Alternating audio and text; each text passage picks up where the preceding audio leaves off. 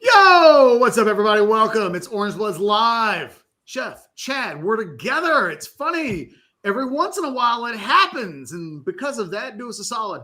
Thumbs up, subscribe, notifications. Like, just do some stuff. Push buttons. There's no reason to just watch the show, not engage with the Specs Chat Live, not jump into the comment section, and not click a few buttons as we creep closer and closer and closer to 200,000. Where are we, Chad?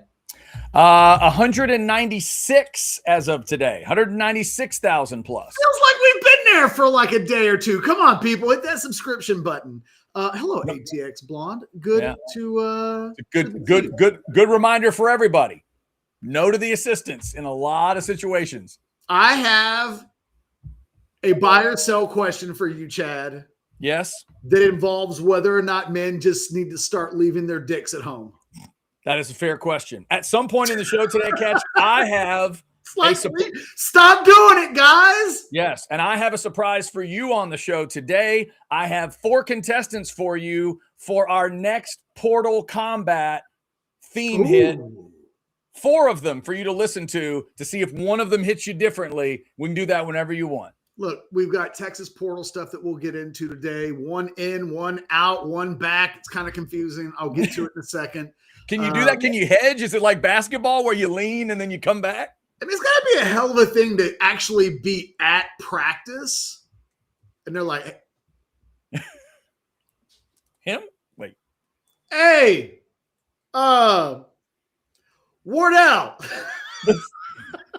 This says you're transferred. No. Okay, go ahead. Something you need to tell us, because we got you working with the second team right now. Like, what's going on, huh? If you missed it, so Derek Williams reportedly in the portal today. Not a huge shock. It's one that he's played 16 snaps in the last 3 games combined at a time when Texas has had injuries at safety. Ugh. You know, right about the time that Michael Taft and Jelani McDonald weren't able to play in games, he wasn't seeing more playing time. And so it makes sense that he would leave.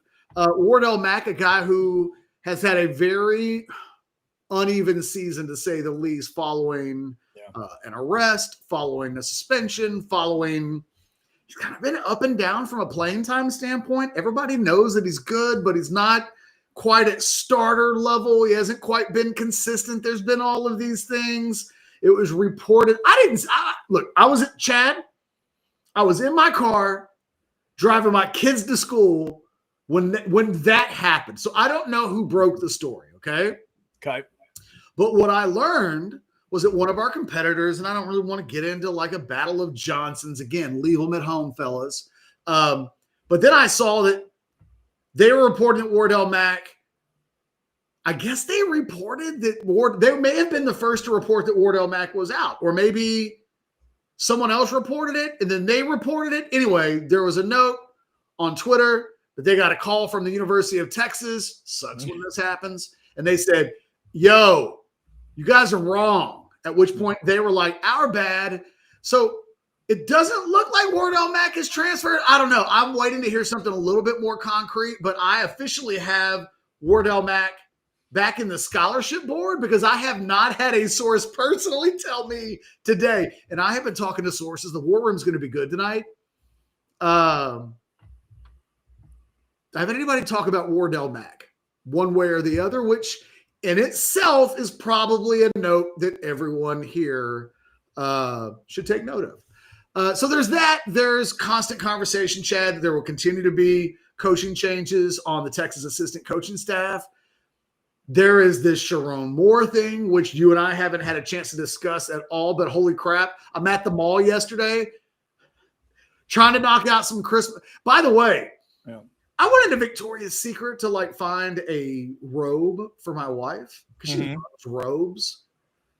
And I was like, oh, these are like the only ones that I thought that she might like. They only had 3 of them and they were all big girl sizes. So I was like, hey, are there days when you guys get stuff back in?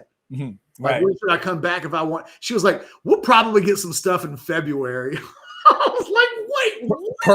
Perfect timing. February. Exactly. But I won't be going back there. But I was in the mall yesterday when the Sharon Moore stuff started to hit. And I'm on our team's chat and I'm looking at the tweets that are coming in. You remember in Bridesmaids when the girl goes out in the middle of the street to poop and eventually she just gives in? Spoiler alert. Yes. That's how I felt at the mall yesterday. Because I can't get to a computer. Right. I don't know what. This is one of the craziest stories really in the history of college football. No doubt. The head football coach at Michigan done so in a way that a cheating scandal, I guess, got to be careful with words there, a football cheating scandal couldn't do. I don't even want to make light of it because of like how serious it seems to have gotten over the course of the days, or certainly yesterday. Sharon Moore in jail. I've seen his mugshot. Oh, by the way, Texas plays Michigan in a couple of weeks. It did cross my mind today, Chad. Will Michigan forfeit this game? Oh, because wow. What happens if dudes are just like, I'm out, I'm good? Yeah, I hadn't even thought about that. We're 3 weeks away, right? It was 3 weeks from last night, or 3 weeks from yesterday is the game, right? It's on a Wednesday, New Year's Eve. I hadn't thought about that idea, but now you got to wonder, how are players going to react? How does administration react? And then it's sort of like, yeah. We've seen bowl games where schools have played the game and gone into games and been like, we don't really have any healthy wide receivers in this game. Yeah. And it's like, but we're going to play it. And I don't have, there's already talk that Michigan and their quarterback just might be something to look out for. I mean, Michigan was a program that there was some uncertainty about what was going to happen with some of their players before yesterday. Are you talking about like a quarterback recruit? Or are you talking about Underwood? I'm talking about Underwood. Wow. Okay. Gotcha. I don't know that there was anything to it, but there has been some Bryce Underwood buzz that he could go back to LSU. And when I first heard that a couple of days ago, I thought, nobody going to pay that. It's a little bit like Justice Terry at Texas. If that guy gets homesick and wants to go home, okay. But the deal that he has is the best deal he's going to get. And a little bit like Justice Terry, Underwood wasn't so good at Michigan this year that you could get a bunch of rich dudes together and go, let's give him $15 million. Like, I don't know that that's who he's yet revealed himself to be as a college player yet. Really talented, but I don't know. I don't know what he's going to be yet. But there's been talk about now with Kiffin at LSU, and now this story happens. I mean, Michigan is in a really difficult position. This is a bad year. It's already been proven. It's a bad year to need a coach. Like, we've seen Penn State, Virginia Tech kind of looks like they won a little bit because they came away with James Franklin, which has its own set of conundrums, but like at least he's a guarantee on the box. We've seen schools, big time schools, pressed into hiring one-hit wonders or no-hit wonders or kind of hit wonders. Michigan now is looking for a head coach when basically everybody else has filled and you can't hire a Harbaugh guy. Like, I saw that Dan Wolken wrote about this for USA Today. I think that's where Dan works now. He and I don't follow each other on Twitter anymore because he said I was virtue signaling. I want to say it may have been something related to Baylor. Like, I think he was accusing me of caring about women because it was favorable for UT football. Something really weird that I resented when it was said, and I unfollowed him on Twitter. And but he had a column where he was like, hey, man, Michigan's got to get away from the Harbaugh era. I saw that. Yeah. They do. Yeah, it's probably a good idea. They do. Like, it's time. that program is kind of an abomination right now. Like, they have a national championship. I guess I need to find some Michigan fans and ask them, you guys good? It's a little bit, Michigan feels like the Jerry Jones thing in 95, where they wanted it so bad, somebody sold their soul to the devil. I mean, doesn't that make the most sense? Right. You get some wins against Ohio State, you get a national title, but we can't promise you anything else. You tell it's this.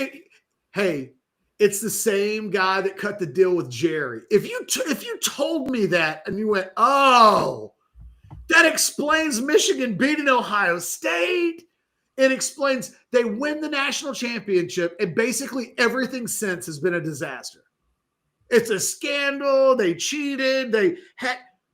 I just wonder if Michigan fans, because it's so recent, are like, don't care, have sex. Oh, again, boy, everybody at Michigan has to be careful with metaphors. Yeah, like, you gotta be. Yeah, got to be careful. Also, I like this one. It's a nice basic one from Sandman. TMZ, as far as I know, is not broadcasting the Cheez-It Bowl, but that's good. That's very good. Well done. Here's the thing that I need to tell everybody. Mm-hmm. Y'all need to, like, everybody just needs to appreciate that college football coaches are human beings too. None of them are saints. Like, I just feel like at some point, oh yeah, I keep trying to tell people I assume the worst about everybody, and then you don't get disappointed. It just feels like it's a healthy thing to do with college football coaches. These guys are not heroes. They coach football. That's it. They're good. They're football coaches. And if you believe that they put their pants on one leg at a time, or bleed, or do stupid things because they're also men, like, it helps. It does. Because I'm looking at the Sharon Moore thing, and I can count a dozen coaches. It's hard not to think about. I won't even say the name because I don't want to start any trouble today. But there was a certain head football coach who was involved in an alleged divorce dispute and a watch, and like, sometimes it's a story and sometimes it goes away because couples have mediation and decide, well, we're just not going to do that anymore. But sometimes you're kind of on the whims of, did we have somebody who was around to cover it up? Do we have a good enough lawyer? Or did you just do something so stupid the police had to get involved? Yeah, that feels like that's where this one is. And you know what? Sometimes a good lawyer can get you out of danger after you've been arrested, right? We saw the Chris Beard thing. At the end of the day, whatever Chris Beard did or didn't do, like, it all went away. The charges got dropped. Like, yeah, but as far as not getting out at a certain point, once cops are called, and that's a tough thing. Just like, and you know what? This is my rule for couples, but you can apply this to university programs as well. Mm-hmm. My rule for couples is, if the cops ever have you ever heard this rule of mine? This is a life rule where, oh yeah, if the police ever have to show up at your house because of a domestic dispute, you guys have to break up. That's the rule. That's the rule. I've lived on this earth 49 years. You know, it's never happened to me one time, cops showing up at my crib because my wife and I or my girlfriend and I or whomever was so loud in disagreement that someone called the law on us. The cops got to show up. It's my rule. You have to break up. And if you're a college football program and your head coach gets arrested, same rule applies. Same rule. It sometimes sucks, right? Yeah. But most of the time, no. Most of the time, that dude needed to be fired. Matthew, I see the super chat. We will get to that. Guys, jump on in the Specs chat. We'll tell you more about Specs as we roll along. Also, got some great partners to thank, including one that's always close to my heart, but definitely right now, sinus and snoring specialist. Are you working an early shift, a split shift, late shift, double shift? Trust me, I got you. I had an early alarm hit me today. If you are, no matter what your schedule is, you just want to be sleeping well. You want to get good rest so you're ready for the day, so you're ready to get it done. if you've been sleeping bad a long time, this is the place that can help you. Sinus and snoring specialists, the snoring, the sleep apnea, the allergy stuff, the sinus infections, all the stuff you've been dealing with that maybe you tried to deal with it and it just hadn't worked. Maybe you're taking medication every single day. I used to do that, but not anymore. My allergies are done since 2017. And I don't have to worry about snoring and sleep apnea because I got that taken care of too. Check them out, sinussnoringent.com, or call 601-0303. You can also securely text them on that number. Feel clear, rested, and healthy at Sinus and Snoring Specialist. Tell them you heard about it on Orange Bloods Live. I certainly would appreciate it.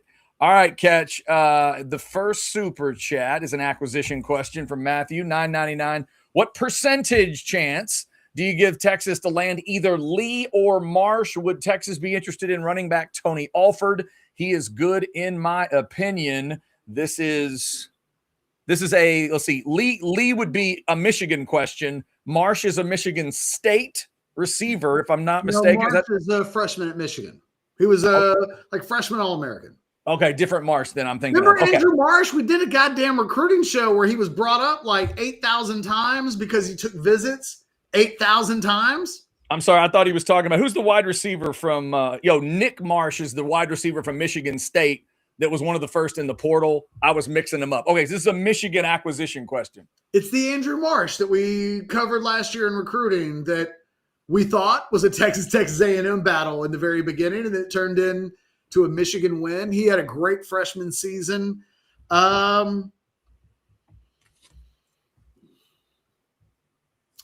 I think you got to keep an eye on Malachi Lee. I would say, it's so interesting about him. Offensive tackle from Hawaii. Texas really likes him. Mm-hmm. But all of this is happening at a time where I think there's a real commitment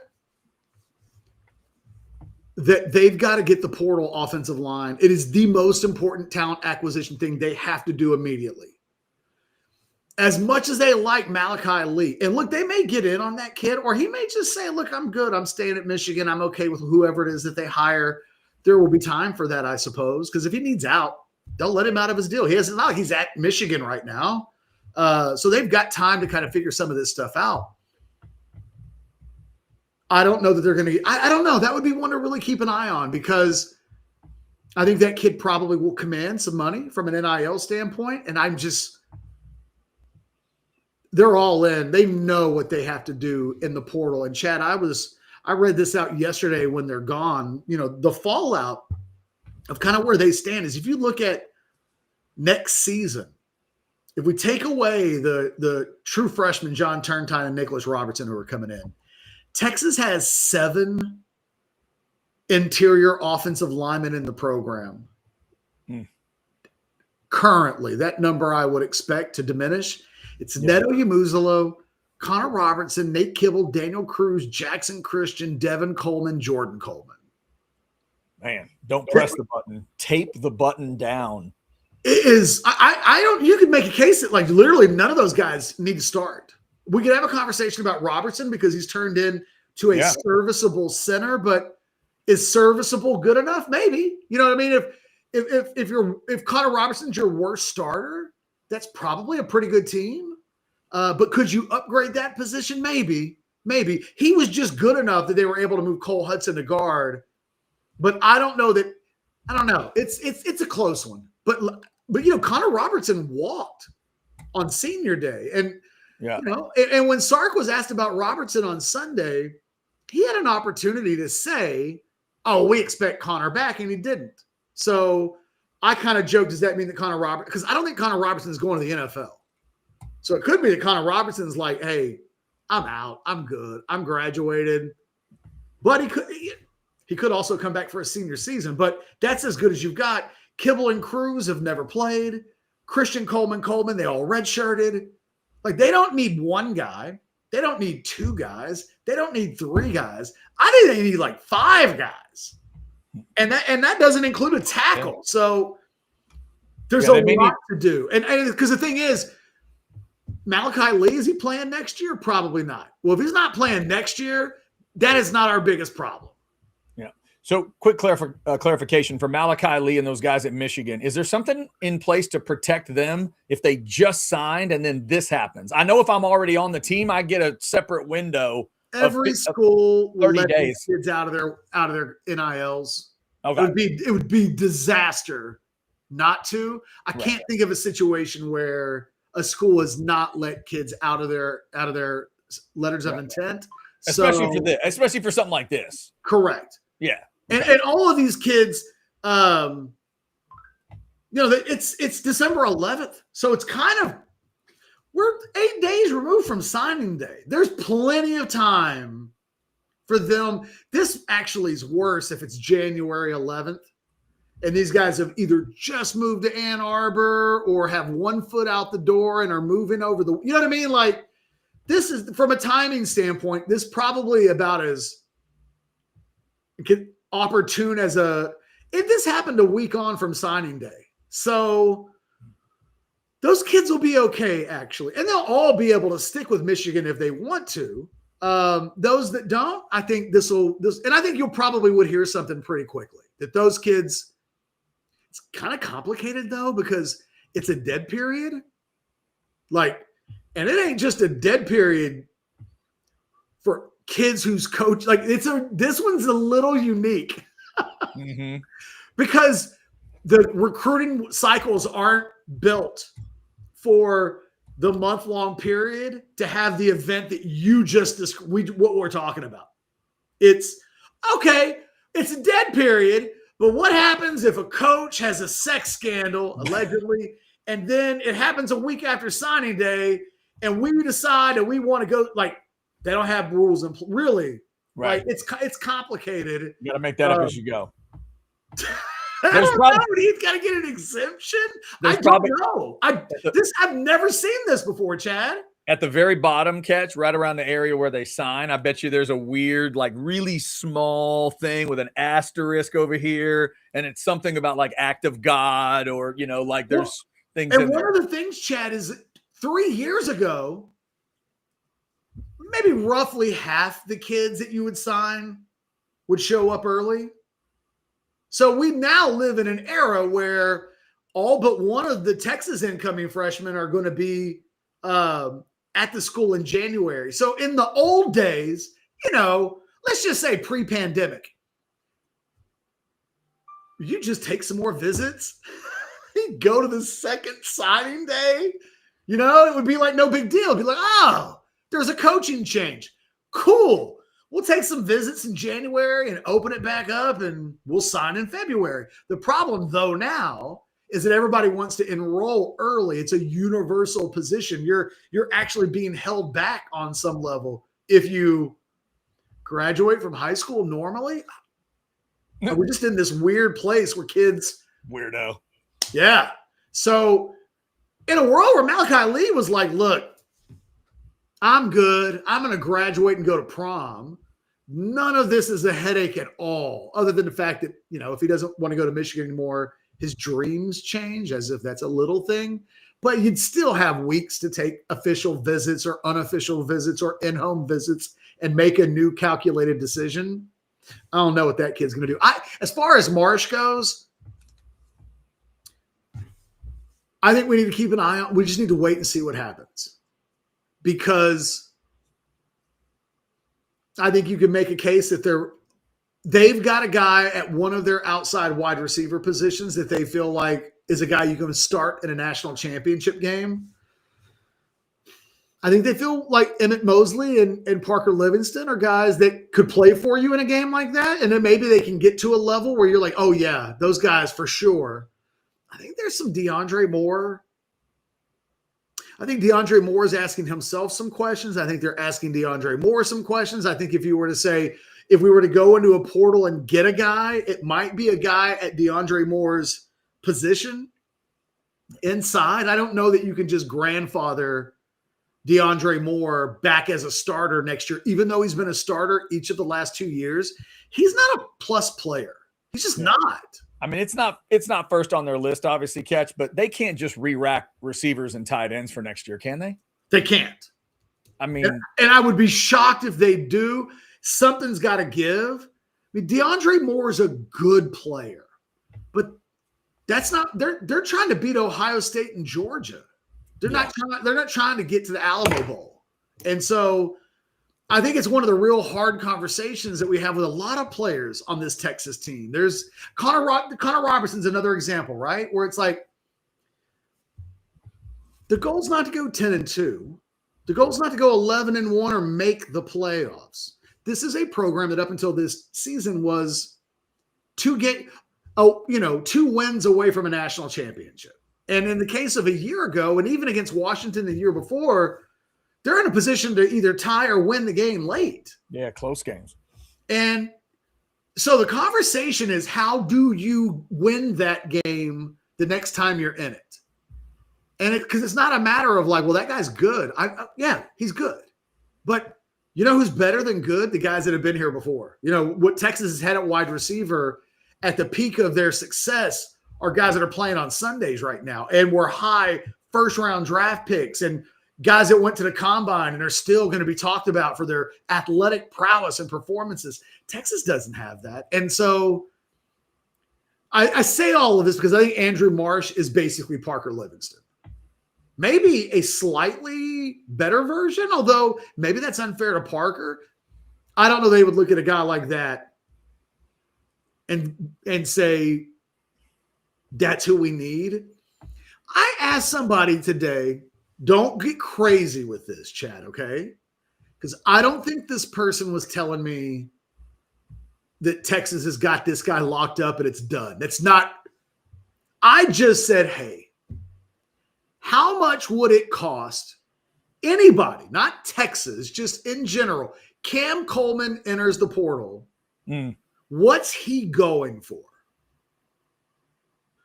What do you think the answer was? Like, what do you think Cam Coleman for 1 year gets in the portal? $2 million.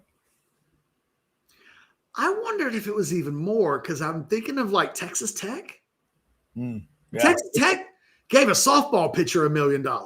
Hey, it's a name. It's a name we talked about. Catch the show on the modcast. People, when you weren't on, man, people were throwing in his name in. We were talking portal, and before I even got started with a question, his name popped in. That man, their fans know that he's the big dog if he comes out. So I was told 7 figures, but not more than $2 million.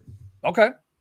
I was like, oh, all right. Sign me up, coach. Hey, now, there you go. I nailed it. Easy for me to say that money's easy to pay, but you know what I'm not hearing right now that I think is actually really critical? I'm not hearing people from Texas say, Catch, can you go like put a post on Orange Bloods and let people know we need them to donate? That's good. We weren't 12 months ago. We were there. Yeah. Like, hey, just so y'all know, man, I'm talking to people and like the money is needed. I get the sense that Texas feels like they're good. They're going to be good. Money's not an issue. They know what the costs are going to be. I think it really is. I think it's a couple of things now moving forward. And I'll have some of this in the war room as well. It's the plan. I was talking with somebody earlier today, and they had listened to the show, I think yesterday, Chad, or maybe it was Monday when you and I were together. You got to tell me, did I say this with you, or did I say this yesterday, or did I say this on both shows and I just have had too much Rogue Shop and I forgot?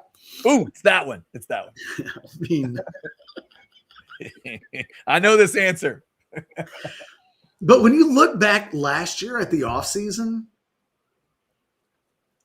it feels like every single decision that they made, portal, coaches, right? I mean, they fired Chad Scott. They let his ass go before the bowl game. And he's got a mold. They had to pay. They owe that dude money. Mm-hmm. They could have been like, yo, we'll wait. No, you're out. Which was kind of stunning to me because Sark's not a firer. Sark is you guys, if you can find a job, Brennan Marion's a perfect example. if you can find a job, hey, man, it might be the best thing for you kind of a thing. And we've seen some assistants take other jobs and you go, huh, peculiar, but okay. So I think there will be more I think we'll see more changes on the offensive or in the coaching staff. But when you look at, we saw the recruiting director left to take a job at North Texas. We know that the running backs coach already got bumped up. We know they made some decisions in the portal that haunt them today. Man, it just feels like there were 20 itty bitty to large decisions that were made last year. It feels like they just got all of them wrong. All of them. And it's crazy to think how close they thought they were after losing to Ohio State in the semifinal. I think they felt like we are so close. And then they don't end up being close this season, but these go back to every decision that they made, thinking about think about Dwayne Aquina, right? The thought process was, we don't even need Dwayne Aquina on the road recruiting. Is he 100 years old? Yes. Is he arguably the best coach of the DB coaches in the history of college football? Yeah. Bring him in. Because we've already recruited lights out. We got 5 stars everywhere. We don't need that guy to do anything but take the guys that are on school. And look, yes, he's 100, but he'll come back, coach for a year. We'll win a natty. He goes off into the sunset, 2 championships under 2 different coaches. It sounded great. And now it's like, when's he leaving? It's a million little paper cuts like that. You might even argue that's not a paper cut, but it just feels like every little thing they had to decide on last year just semi-backfired on them. I bring all of that up. By the way, did I say that on Monday or was that a yesterday thing? I think it was yesterday. I think so too. Yeah. Because they have to make all of these little decisions again. And I was communicating with a source earlier today. And like I said, I'll have some of this in the war room. Scan that. Where's it at? Can I do this? I tried. It's over there in the corner. Scan that QR code. Go join Orange Bloods today. I think they feel like they're going to be good. I think there is an acknowledgement. We like our plan, but now it has to work. And kind of had a plan last year and thought it also, the thing is, if you go one by one through every single decision, it made sense on paper. It felt like, oh, good move. That's other than some of the portal stuff, but like all of the staff and the personnel and all these little things, they got to get those right this year. And you can't, I suppose the thing that the issue I have in this exact moment as you and I do a show is I don't mean to come off negative sounding about it. I'm quite optimistic but I also, it's just hard for me to say, well, all they got to do now is get it right. When I don't know if they're done getting it wrong. They got so much wrong a year ago that they got to get something right now so that we can go, oh, all that stuff from the last offseason, that bad juju is gone. Still a little too early to be given benefit of the doubt, I think. To the person who jumped in the chat and said we should be following the chat and discussing what y'all want to discuss, they call those super chats. You throw a super chat in, throw a little something in the old tip jar, we will discuss exactly what you want to discuss. Let's give Catch a chance to rest his voice, and we're going to give AV Consultations a chance to tell you what they do for you. Hi, this is Tom McKay, owner of Audiovisual Consultations, and all of us at Audiovisual would like to wish you and your family a happy holiday season. This time of year can get a little hectic, so we want to remind you to relax, enjoy the season with your family and friends, and give us a call at 512-255-8678 for all of your home entertainment needs. This is my favorite time of the year. I love the holidays, the music, the decorations, the presents, the whole darn thing. So this year I'm asking all you listeners to help make this a special holiday for everyone. Smiles are contagious and free, so let's give them away like the government gives gives away your money. Let's high-five strangers on the street. Hold the door for people behind us. Tip your servers more than they've ever been tipped before. Give to a charity, or hell, give to a bunch of charities. If someone does a good job, tell them they did a good job. Pat someone on the butt. Sing in public places just because it feels good. And as always, hug your kids until they beg you to stop. Watch some games with your friends and make love to your wife or your husband. I know there's some women listening too. You can still give us a call at 512-255-8678 if you'd like to get some cool electronics, but more importantly, have a great holiday season and a friggin' awesome next year.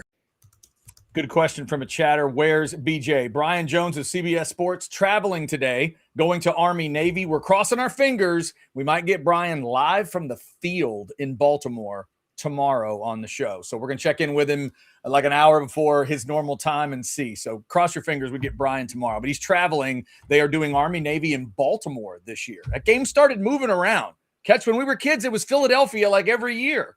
And now they're moving it around. I kind of like that. All right. I don't see any super chats right now. Catch, so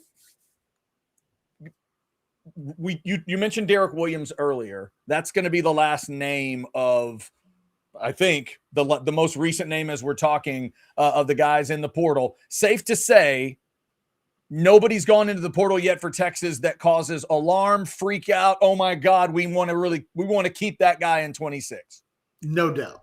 No doubt. I think every single player at this point that's entered the portal falls into one of three categories or multiple at the same time, depending on the player. Either A, not good enough, B, a misconception about what their role should be. So they're fully capable of playing at Texas, but maybe don't understand that they're not at a certain level. They're not a starter, and it's an issue for them. You know what I mean? Like, yeah, just you'd like to keep them, but like you're not sweating it either. And then there's an occasional, they think they've got more NIL value or just revenue share value, whatever value, wherever we're saying that money is coming from, they think their worth is inflated than maybe from where the Texas vantage point sits. And so they want to test their luck. And sometimes some of those guys fit in the first two categories.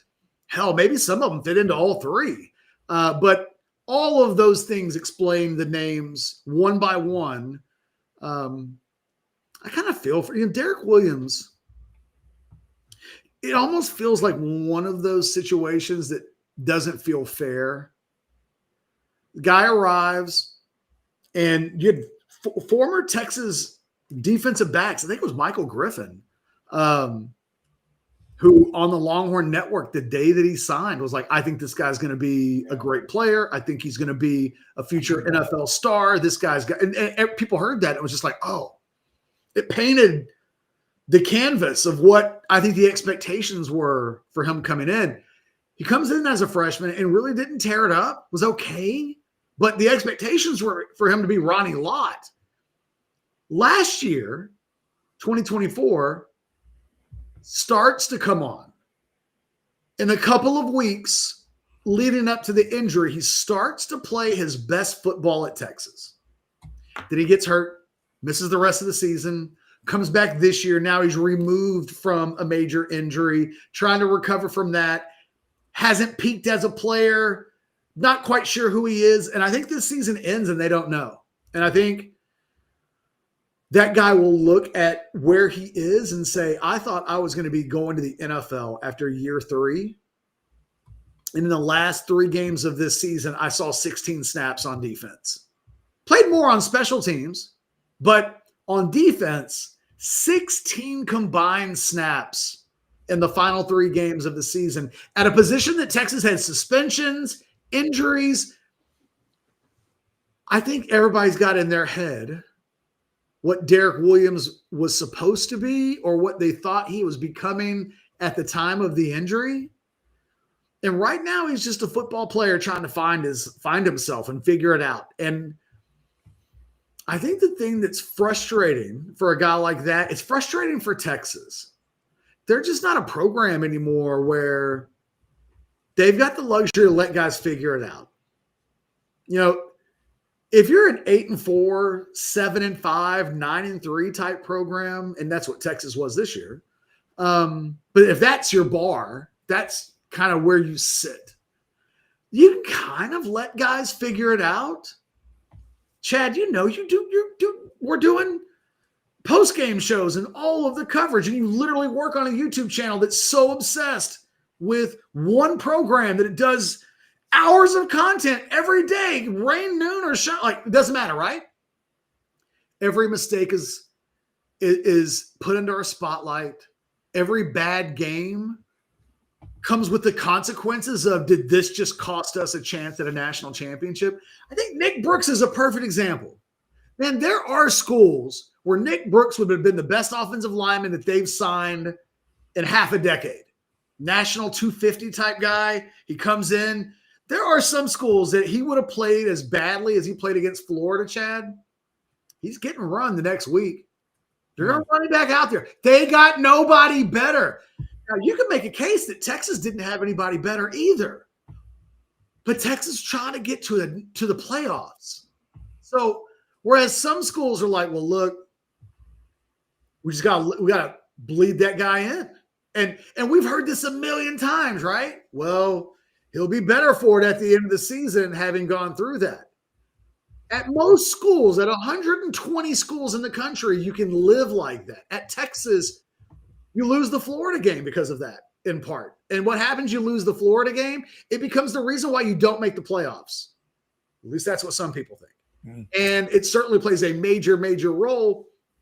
At a normal program, that Nick Brooks game against Florida is forgotten.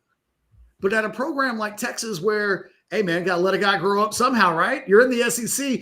Guess what? Starting in late September, that's all you face. Unless you're one of these SEC schools that play somebody in November that's completely unqualified. But for the most part, you get to after the first couple of games of the season, if you're going to play a young guy, you have to live and die by the consequences. And Texas isn't a school that can let a guy be young and live and die by the consequences. And they're not really a school that can take a guy like Derek Williams and say, hey, we know that you're coming back from injury. We know that there are going to be some shaky moments, that you got to shake the rust off and get your timing back, and the body's got to get comfortable. They can't do that. They can't. They don't have the luxury to give a player like that kind of grace, because the consequences for Texas go back to the Florida game. What happens? Malik Muhammad missed a game. How many games did he miss? Oh, just one. Well, what happened in the game where he missed? Oh, the Florida guy. He had like 800 yards receiving and like 9 touchdowns, and he single-handedly seemed to beat Texas. Oh, he did that every week, did he? No. One time. No. He didn't play more than 4 games out of. Wait, I'm sorry. Do what? No, yeah, it happened. It was like a meteor type thing hitting the earth. It doesn't happen very often, but when it does, it's like. And that happened in the same game that the Nick Brooks thing happened in? Yep. Ew. Texas can't do that, or you lose to Florida. And so I think the Derek Williams thing is easy. Would they have liked to have been able to keep Derek Williams? Yes. Are they the place that Derek Williams needs to be playing football at right now? No, that guy needs to go someplace where he can be given some room to find himself. Can't do that at Texas, and that's why he's leaving. That's why it shouldn't be a surprise to anybody. I've seen that a lot today. Whoa, that one surprises me. What are you not counting snaps? Are you not paying attention to the fact that guy can't get onto the field right now? So why would he stay? And I can't stress enough, Chad, he's one of those guys that would have arrived at Texas thinking, I'll be here 3 or 4 years. But 3's in the vocabulary. Right. And now after 3 years, he's not even a starter. He's not even getting playing time outside of special teams. That dude, he can't afford to sit pat. And I think that Texas can't either. We're now at a point where Texas is over 20 available scholarships going into next season. I think that number is going to grow to over 30. We've talked about walk-ons and whatever Sark would want to do with that. The bottom line is, as things stand right now, they got over 20 scholarships they can do anything with. They can give them to the charity if they want to. 18 walk-ons. Hey, 4 more walk-ons. We'll just give all of them to. They can do that if they want to.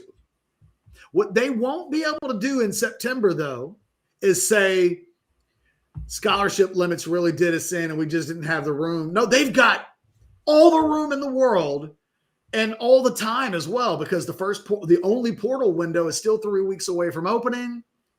They've got a clear runway in terms of getting ready for that they didn't have a year ago. And now it's a matter of how aggressive do they want to be? What does it mean to say we think we can do everything that we need to do? Well, what is it that you need to do? I think if they get the plan right, this has a chance to be a championship producing offseason. If they're kissing cousins to what happened a year ago, it won't be fun. And we'll be sitting here with the schedule that they play in 2026 talking about all of the regret that exists and not sticking the landing when they had an opportunity to get a second try. All right, let me thank a couple of our great partners, and we'll see if Ketch is ready to buy or sell at this point. First off, Hayes City Store. There's a good shot of the ice house there for you. They've gotten that back wall done in the last year or so. All the great tables ready for you. They can make that place nice and toasty if it's cold. They can make that place nice and cool if it's hot. And you got the beautiful shade tree right off to your left. If you're looking at this picture, the bar would be directly behind you as you're looking at this picture. And as you can see, they've got some screens in there too. Go on out and see them in Driftwood. Tell them we sent you here at Orange Bloods Live. They are Longhorns through and through. Travis, Tamara, they love their horns, and they also love to make you the best food and drink out there. Go check out some of that great chicken fried steak, the chicken fried ribeye, the burgers, the pizza. It's just all incredible. Start with the home run dip. You can't go wrong at Hayes City Store. Definitely go and check them out.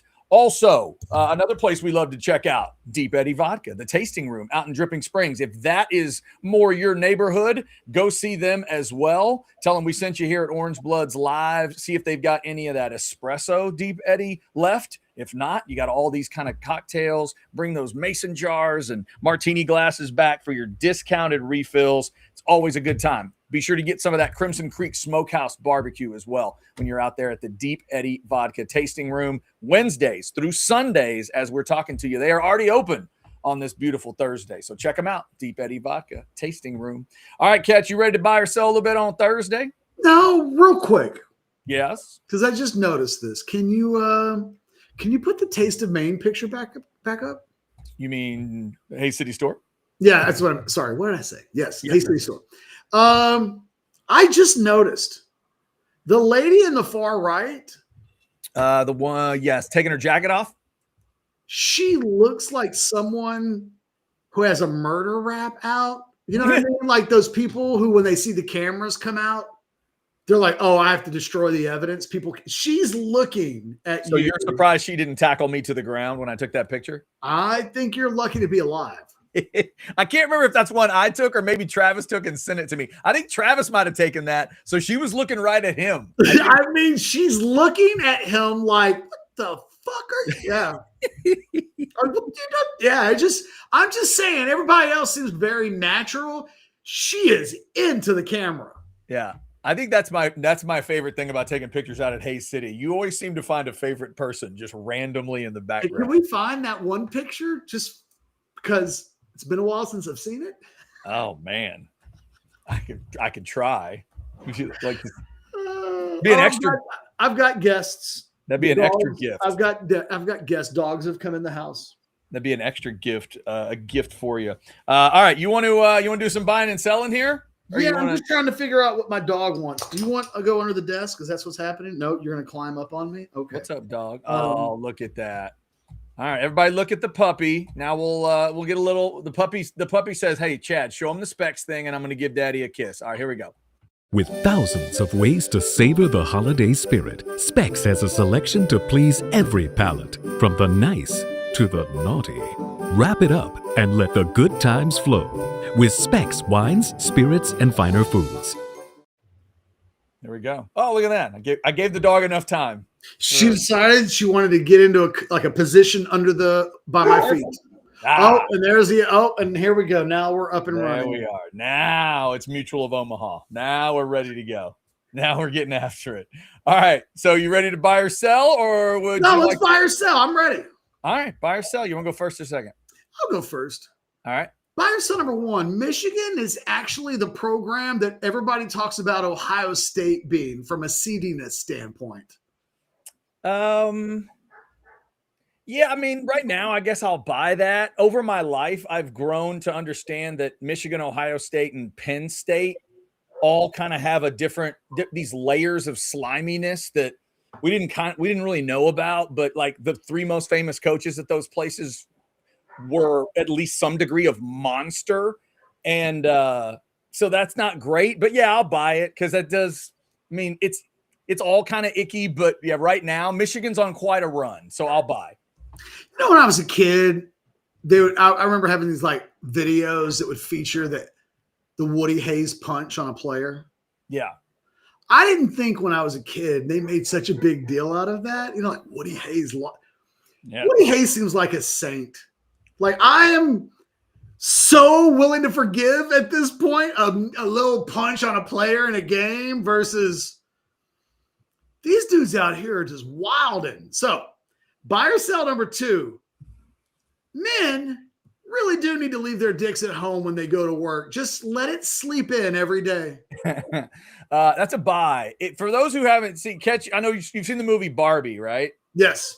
The scene in Barbie where she's in the real world and she informs the construction workers that she does not have a vagina, they don't have genitals. It would be great if really everybody could do that, right? If you could just leave them at home in a drawer, and then if the situation allowed for it, you'd say, hey, before you finish flirting, I want to let you know that I left everything at home. Every day for this exact reason. Every day. Work. It's not for work. Not for work. It's like, you know, if your wife ever is like, hey, let me get this right. You were walking down the sidewalk, you tripped, you fell into a woman and had sex with her. Oh, it's tough. I leave that at home every day, honey. Lock and key in the safe. Couldn't have happened. And it's crazy that it can't communicate to the brain more properly, because it's like when you walk out of that building, everyone behind you is off limits. Theoretically, everyone in front of you, I'm not saying cheat, but everyone in front of you, you could probably keep the job. Just like, you know, there's a wall and there are doors. There are offices with like names. There's a willingness to let these dudes do almost anything. God, just stay. You can't get arrested. Yeah, it must be one of the great highs of all time, Catch. I get to live in the ivory tower on this one because I'm 50 and I have yet to have a woman that I work with even kind of make me think about making a decision like Sharon Moore did. Allegedly. So, yeah. Allegedly. Buy or sell number three. It's kind of random, but the Oklahoma City Thunder are 24-1, and you're like, Sell. I'm not like meh. Am I watching every night and all that? No, but I'm keeping up with it. Every time I do give them some attention, I enjoy watching it. I enjoy what I see. SGA's a beast. That's a deep ass team, and 24-1 is nothing to meh at. The fact that they may run down that record is crazy. So I'm paying attention. You know, the problem with the Oklahoma City Thunder is that they're in Oklahoma City. That's part of it too. But we've seen fucking state can just get some as far as that's true too. Because see, you can talk about mid-level teams in the NBA, like if Milwaukee's good or if San Antonio's good, but neither of those places is in Oklahoma. Yeah. I kind of feel like I've earned the right to say fuck you to those people. Buy or sell number four. You're all in for John Cena on Saturday night. Sorry, fam. Because they're hyping this up. They are hyping it up. So it is technically this is a slight sell because this is going to be on a network. So I'm just going to DVR and watch later. It's not a buy here would mean I would watch live and like set family stuff aside. My kid's coming home from college for the first time on Friday, and we got some plans on Saturday. And Catch, Saturday is watching the Taylor Swift concert on Disney Plus night. I'm already in for that, so I'm not going to be able to push her aside for John Cena. I got to be a Tay-Tay dad that night. I feel like this is where when your daughter comes home, you just need to paint the picture of how good of a father you are. Right, definitely. And also, I can do that while my brain is saying, plus all they could think of was him and Gunther. So come on. Like, it's an okay match, but let's not go too nuts that's the guy that, nothing against Gunther. I don't know. It sounds like you've got something against Gunther. All right, a little bit against Gunther, but Gunther's already been put over to a certain degree. If the idea is you're trying to put someone over, this is how you're doing it? All right, No, whatever. You can't put anybody over in the last match. Yeah, I know. It's a tough juggling act. It's interesting. Gunther's a great villain, though. And now, since they turned him back heel, it's a good idea in that regard because Gunther is an awesome villain, and that's who you need him to finish against. So I get it. I'd like to see The Rock come out and just finish the storyline that they invented and then did nothing with. I was going to say, long ago, I forgot about that one because it was such a great idea, and then they just left it in the trash can. If he just walked out and was like, you ready to join? Come on. Let's go. Yeah. Just walk out together. It's like, oh, well, at least we concluded that storyline. And finally, I need just ignore the wording on the screen because when I wrote this question, okay, I thought your daughter was already home from school. Okay. I didn't realize, I just thought everybody in college was out by the 11th of December. Yeah. Buy or sell number 5. Nothing will be better. I guess I wrote this right. Nothing will be better than having your daughter home for the holidays. Oh, yeah. That's a buy. We're definitely looking forward to it. Definitely looking forward to it. We got all kinds of, Christmas specials to watch and the Taylor Swift, the Tay-Tay stuff that I mentioned, documentaries and concert videos. She's pumped about that. Unsolicited. She texted us, can't wait to be home. And my wife and I were like, oh, can't wait. Yeah, we're excited. Don't kidnap her when she's home to keep her. I will not. I will try to let her cross your mind. Just don't. I'm gonna try to let her go back for the spring semester.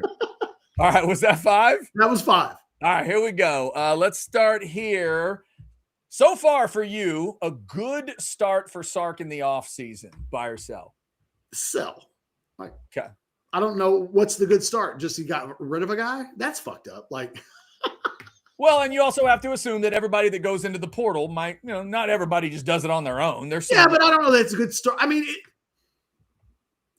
in the sense of from 30,000 feet up, is everything that's happened good for Sark instead of good created? Yeah, I mean, sure. But okay.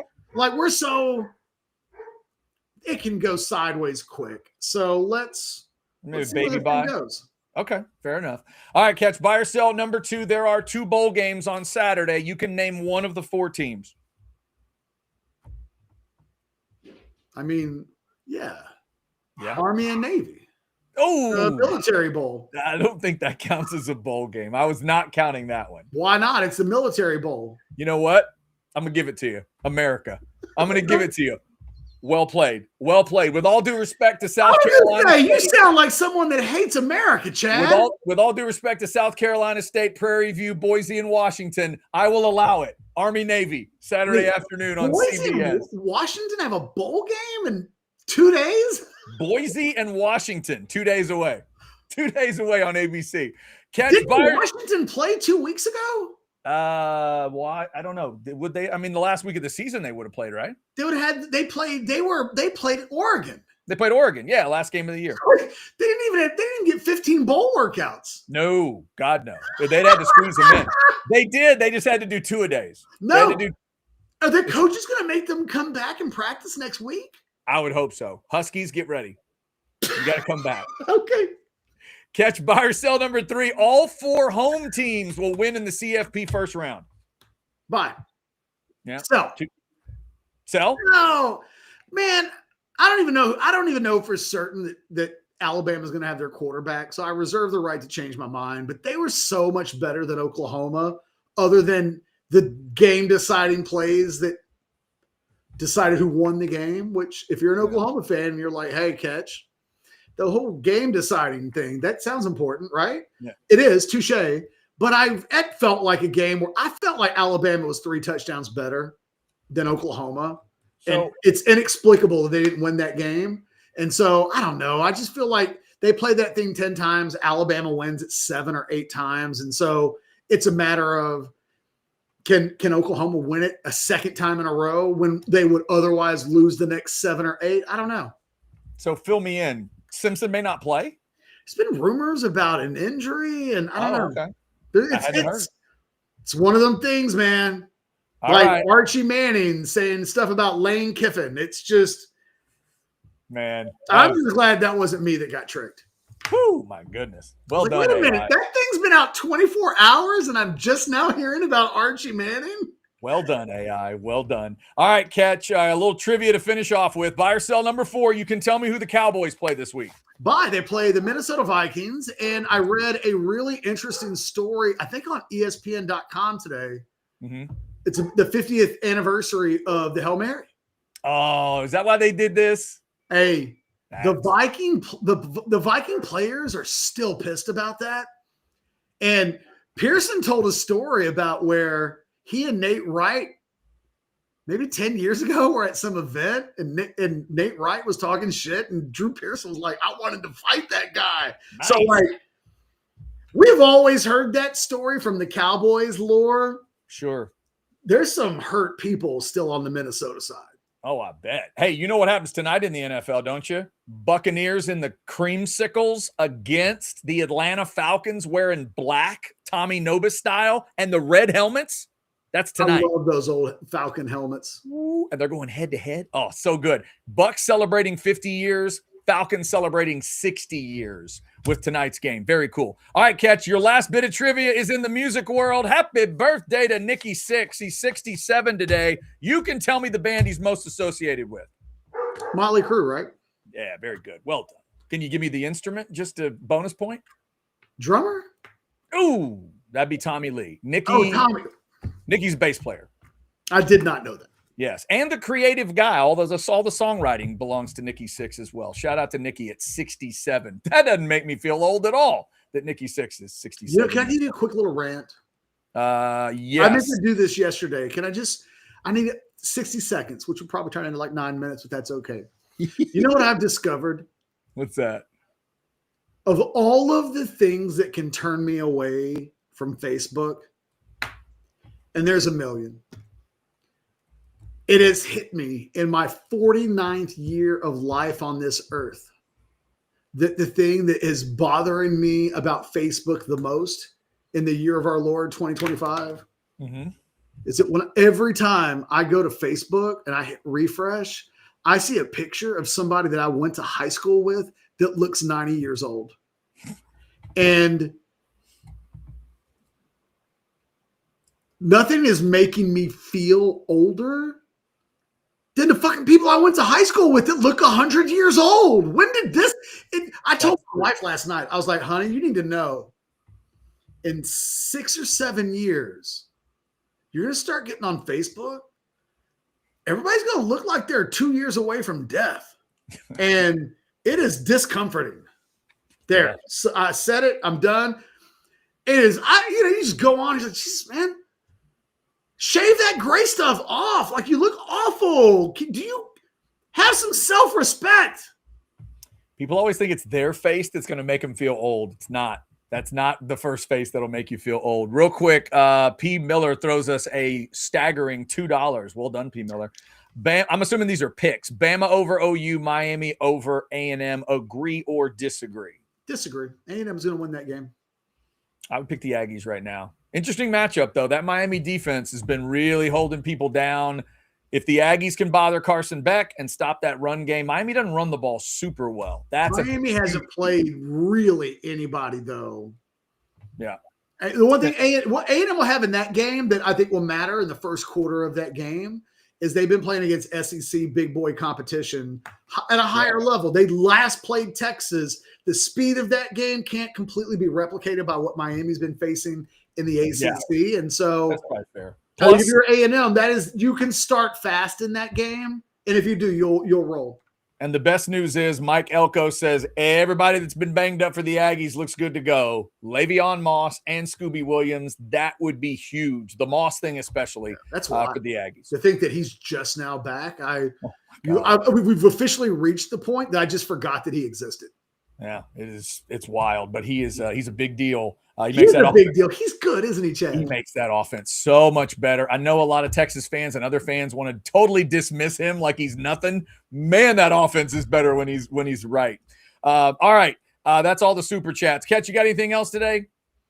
No, I'm about to watch the Jeff Buckley documentary on Amazon while I work on some early war room stuff. Excellent. I can't wait to talk to you about it. I know you're the biggest Jeff Buckley fan I know, so I want you to see it, and then we'll talk about it and tell me kind of what you thought. Real quick shout out to Hijack Poker. The Texas Card House folks have online poker for you. Get that QR code scanned and get it on any device, your phone, your laptop. I heard Ketch tell you yesterday, watch the volume. It can get a little loud on you with hijackpoker.com, especially if you're sneaking around doing it. You know what I mean? Hijackpoker.com. Check it out. And also check out Texas Card House. They're one of our great sponsors. They're our presenting sponsor every single day. And of course, Specs is up there as well, bringing you the chat. Thank you all for liking, subscribing, and getting your notifications. We didn't get to the Portal Combat thing. You want to do that tomorrow? Yes, I absolutely. Okay. I'll invent some Portal stuff just to give us an excuse to play it. Tomorrow, Ketch will decide which of the 4, and he can do all of them if he wants, 4 choices for a Portal Combat intro. We'll get his thoughts and hopefully talk to Brian Jones as well. Thank you all for jumping in. Go like, subscribe, get your notifications, and get us to 200,000 subscribers.